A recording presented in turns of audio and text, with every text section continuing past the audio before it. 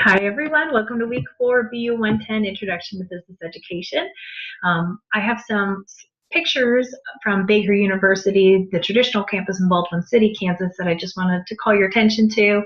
On my far left is Dr. Lynn Murray with our mascot Wowzer the Wildcat, and on the far right is some bagpipers that lead out all the graduates each May and December. So just wanted to put these visuals in your mind, and I hope it maybe encourage you throughout your program. Okay, so assignments for week 4.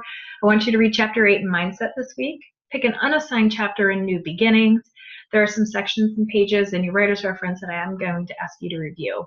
As usual, you have a forum. Your initial response is due Thursday at midnight, and then you are expected to respond to 2 peers by Sunday at midnight. This week there is a policies and procedure quiz. I believe there are 20 questions, and this quiz is due Sunday at midnight. Please note that there are no late submissions for the quiz, so you want to manage your time effectively and make sure that you get that quiz done by midnight. Each student will have 2 attempts, and I will take the highest grade. This week, to help you prepare for your research paper due in week 5, I'm going to ask that everybody submit an outline of what they're going to write about in their paper. An outline is a great pre-writing tip and technique that I encourage all students to use throughout their program. If you haven't done an outline before, there are some great resources in Moodle that I'm going to ask you to review before you start on this. But in an outline, you do want to sketch out the introduction, the main paragraphs, and the conclusion. In the introduction, I'm going to expect to see your thesis written out, and I'm going to encourage all of you to incorporate your in-text citations into your bullet points as well. Again, check out the examples in Moodle, and if you have questions or concerns, please reach out to me. This assignment will be due Sunday at midnight. And finally, your big, maybe your bigger assignment this week is your academic skill presentation.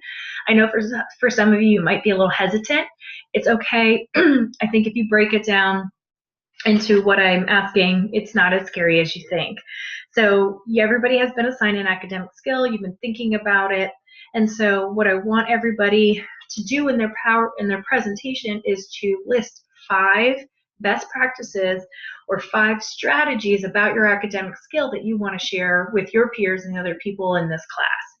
And your resources or how you do your research does not necessarily have to come from Collins Library.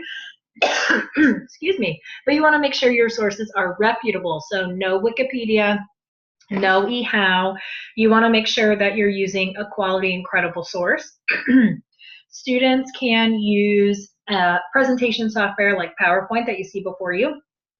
Prezi is another good one. Pawtoon is have students do little cartoons. And you can even record a video of yourself off your computer. Just make sure, again, that you're meeting the basis of the assignment, and that is to effectively communicate 5 best practices or 5 strategies about the academic skill that you've been assigned. If you are using a presentation software like this, I highly encourage you doing a voiceover. There are some instructions of how you can do that, but I'm looking for 5 slides or 5 minutes, or no more than 10 slides or 10 minutes per person. I ask that you have fun and be creative, and remember that since you did some research on it, that you must have a work or works cited page incorporated into your presentation somewhere. And this assignment is due Sunday at midnight, and I'm gonna go over just some tips about how to do presentations. And this information can be used when you're doing something in person, or of course for submitting something online to me. So for presentations, I always encourage students to script it. I think it is a great pre-writing exercise to know what you want to cover and where. Make sure you get the sequence or the order just right. When you are using PowerPoint or Prezi or anything like that, make sure you avoid writing paragraphs. You want to be able to communicate to your reader or to the people in your audience effectively, and sometimes less words goes a long way. You also want to avoid clutter. Keep your slides clean. So less is more again in when you are designing. For all presentations, I think it's very important to start with a short introduction, even if you're just saying your name, what your presentation is about. It's really important that you give that foundation for your audience. Also, I encourage people to end with a final remark or conclusion, or to recap the information in your presentation. Think about writing a paper. A lot of those elements can be mirrored in doing a presentation. And again, it's okay to put images in, especially if they enhance your content and don't distract too much from your main points. So design is obviously really important in presentation, and if you haven't done it at a presentation before, it's okay.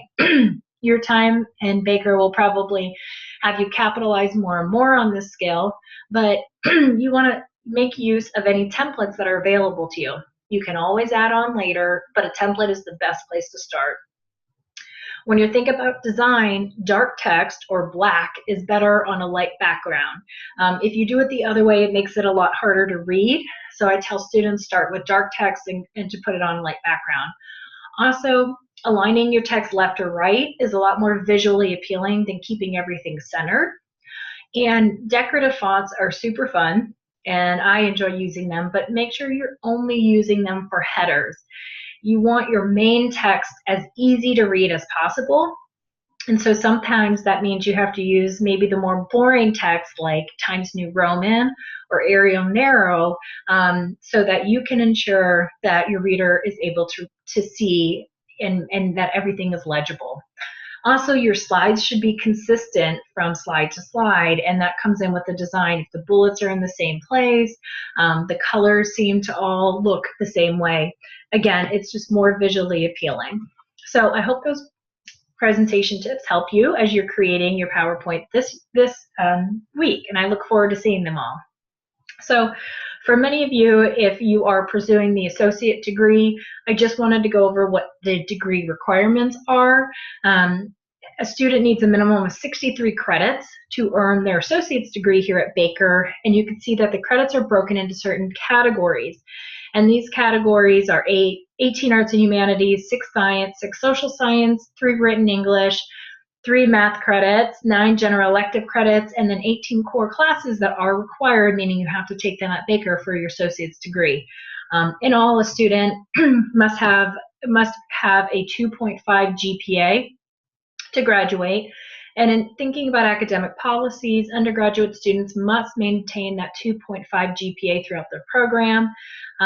For anyone, if they need to know, a passing grade is a D or higher. All students must receive a passing grade in BU 110 in order to continue in the program. Our students cannot be enrolled in 2 classes at the same time. We do that in many reasons, but the most important reason is that since we are an accelerated program, it can be very difficult to take 2 classes at once, especially 2 5-week classes. There are more academic policies listed in the handbook, pages 36 to 37. There is a link to the handbook in Moodle, but just wanted to call everyone's attention to a few of these. Also, if you haven't heard about attendance, our online attendance, it's really important at Baker that we track this. And as your academic advisor, I will be tracking attendance throughout your program. We do this, one, to ensure that our degrees that we are giving students are quality degrees, and that we can verify that a student has spent this amount of time in class to be able to learn everything they needed to learn. In addition, there are a lot of our students who use financial aid, and financial aid, since it's government money, comes with some stipulations and requirements. We also have to track attendance for that reason. So a student cannot miss more than 30% of class. If you're taking an online class, that means that a student can only miss 1 week. 1 week. And a week runs from Monday to Sunday, as you all probably know. And how an instructor verifies that somebody has been in attendance is if they have completed 2 significant activities within a week. Late work cannot be counted towards your attendance record. So if you miss doing all your assignments by the deadlines on Sunday, but you submit it on Monday, it's still the next week. And so it cannot, though the instructor can count it if they have a late policy and grade it and give you points for it, it's not able to be counted towards your attendance record for the previous week. Also, in online, we don't do partial attendance, so it is an all or nothing thing. Refund policy. This is just important if, as we know, life happens for you, and as adult students, there's a lot of things you have to juggle. So if any time you need to change your schedule or look at maybe dropping a class, this information may become in handy. So if you make a schedule change and class has never started, then of course you won't owe anything for it. If the first week's attendance has posted, then and you want to make a schedule change, then you will owe 10% of that tuition plus the $30 tech fee. If you come to your advisor after 2 weeks of attendance have been posted or the second week is over, then you will owe 100% if you want to do a schedule change. For final grades with course withdrawals, I think it's important to know that past the 50% mark, your instructor will either issue you a withdrawal passing or withdrawal failing, so either WP or WF. Again, that's only if there's more than 50% of the class is complete. The WF does factor as a failing grade and will impact a student's GPA. So the good thing to know is that you should work with your academic advisor to ensure that you are understanding all this information before you make any schedule changes. So, okay, well, that's going to wrap up our presentation for this week. Please let me know if you have any questions or concerns, and I look forward to seeing you all next week for our final week, week 5. Take care.